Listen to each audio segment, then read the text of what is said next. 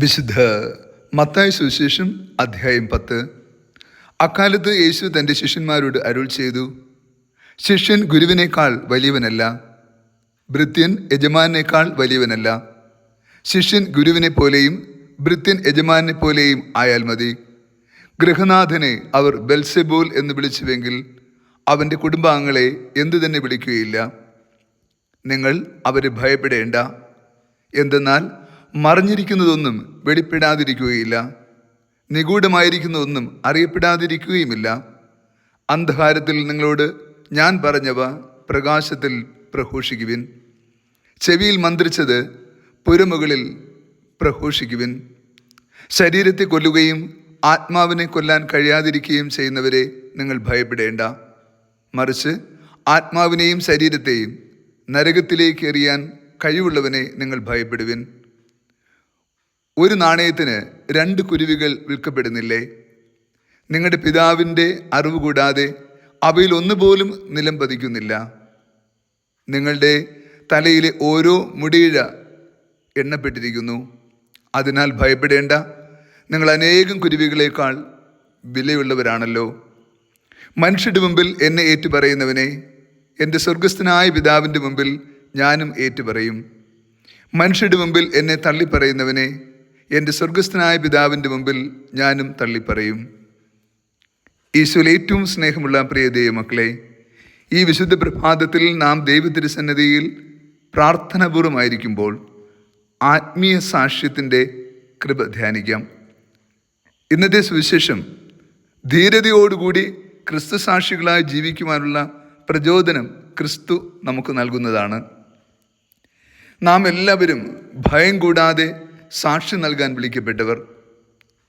നാം പൊതുമധ്യേ തിരസ്കൃതരോ നിന്ദിതരോ അപമാനിതരോ മാറ്റി നിർത്തപ്പെടുന്നവരോ ആയാലും നമ്മുടെ ദൗത്യത്തിൽ നിന്ന് പിന്മാറരുതെന്ന് ക്രിസ്തു ഓർമ്മപ്പെടുത്തുന്നു.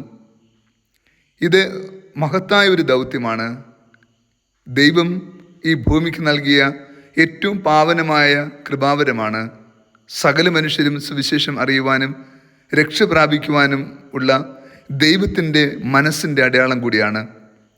അതുകൊണ്ടാണ് ഇന്നത്തെ സുവിശേഷം ആഴമായി നമ്മെ പഠിപ്പിക്കുന്ന വാക്ക് ഭയപ്പെടേണ്ട എന്ന പദമാണ്. ഇന്നത്തെ സുവിശേഷത്തിൽ 3 പ്രാവശ്യം ഈ വാക്ക് നമ്മൾ ആവർത്തിച്ച് വായിക്കുന്നുണ്ട്. ക്രിസ്തു നമുക്ക് നൽകുന്ന ഉറപ്പാണിത്. നാം ക്രിസ്തുവിനെ ഹൃദയത്തിൽ സൂക്ഷിച്ചുകൊണ്ട് ധീരതയോടുകൂടി അവന് സാക്ഷിയാകുവാൻ പരിശ്രമിക്കുമ്പോൾ ഭൂമിയിലെ ഒന്നിനെയും നാം ഭയപ്പെടേണ്ടതില്ല. സധൈര്യം, പ്രത്യാശയോടെ, ആത്മധൈര്യത്തോടെ നമുക്ക് പ്രഘോഷിക്കാനാകും. ഇന്നത്തെ സുവിശേഷം നൽകുന്ന മറ്റൊരു ബലം എന്തെന്നോ, നിങ്ങൾ വിലയുള്ളവരാണ് എന്ന ബോധ്യമാണ്. നോക്കൂ, നിങ്ങൾ അനേകം കുരുവികളേക്കാൾ വിലയുള്ളവരാണ്. ഈ ഭൂമിയിൽ നമ്മെ വിലമതിക്കുവാൻ ആരാണുള്ളത്? നാം വിലമതിക്കുമെന്ന് കരുതുന്ന ആരും നമ്മുടെ ജീവിതത്തിൻ്റെ ദുരിതാനുഭവങ്ങളിൽ കൂടെ ഉണ്ടാവുകയില്ല. ക്രിസ്തു ഉറപ്പ് നൽകുന്നു, നീ വിലയുള്ളവനാണ് അനേക കുരുവികളേക്കാൾ. ഇരുട്ടിൽ പറയപ്പെട്ടത് പ്രകാശത്തിൽ പ്രഘോഷിക്കുവാൻ ക്രിസ്തു ആവശ്യപ്പെടുന്നുണ്ട്. ഒരു ധീരസാക്ഷ്യമാണ് ക്രിസ്തു നമ്മിൽ നിന്ന് പ്രതീക്ഷിക്കുന്നത്. നമുക്കിപ്രകാരം ക്രിസ്തു സാക്ഷികളാകണമെങ്കിൽ നമുക്ക് വേണ്ട ചൈതന്യം എന്തെന്നോ, പരിശുദ്ധാത്മാവിൻ്റെ കൃപയില്ലാതെ, ആത്മാവിൻ്റെ ശക്തിയും അധികാരവുമില്ലാതെ നമുക്ക് വചനം പ്രഘോഷിക്കുവാൻ സാധിക്കില്ല. അതുകൊണ്ട് തന്നെ പരിശുദ്ധാത്മാവിനാൽ നിറഞ്ഞു വേണം നാം ഈ ദൗത്യം നിറവേറ്റേണ്ടതെന്ന് ക്രിസ്തു സുവിശേഷത്തിലൂടെ ഓർപ്പെടുത്തുന്നുണ്ട്. നമ്മെ യഥാർത്ഥത്തിൽ അറിയുന്ന, മനസ്സിലാക്കുന്ന ഒരു ദൈവം നമുക്കുണ്ട്. നമ്മുടെ തലയിലെ ഓരോ മുടിയിഴയും എണ്ണപ്പെട്ടിരിക്കുന്നുവെന്ന് പറയുകയും ആ എണ്ണം അറിയുകയും ചെയ്യുന്ന ഒരു ദൈവം. അതുകൊണ്ട് തന്നെ നാം ഈ ലോക ജീവിതത്തിൻ്റെ എല്ലാ സങ്കടകരമായ അനുഭവങ്ങളിലും തകർന്നു പോകാതെ ക്രിസ്തു സാക്ഷികളാകാൻ നമ്മളെപ്പോഴും പരിശ്രമിക്കണം. ഈ ഭൂമിയിൽ ഏറ്റവും വലിയ ഭയം മരണഭയമാണ്. നാം മരണഭയത്തെ അതിജീവിച്ചവരാണ്. ക്രിസ്തു മരണത്തെ അതിജീവിച്ച് ഉദ്ധാനം ചെയ്തതിലൂടെ ഇനി നാം മരണത്തെയും ഭയപ്പെടേണ്ടതില്ല. മരണത്തിനപ്പുറമുള്ള നിത്യതയുടെ വലിയ പ്രത്യാശ ക്രിസ്തു നമുക്ക് നൽകിക്കഴിഞ്ഞു. അതുകൊണ്ട് തന്നെ ഈ ഭൂമിക്ക് നമ്മെ ഒരു കാരണത്താലും ഭയപ്പെടുത്താനാകില്ല. അപ്പോസ്തലനായ പൗലോസ് ചോദിക്കുന്നുണ്ടല്ലോ, ആർക്കാണ് കർത്താവായ യേശു ക്രിസ്തുവിനുള്ള സ്നേഹത്തിൽ നിന്ന് എന്നെ പിന്തിരിപ്പിക്കാൻ കഴിയുക?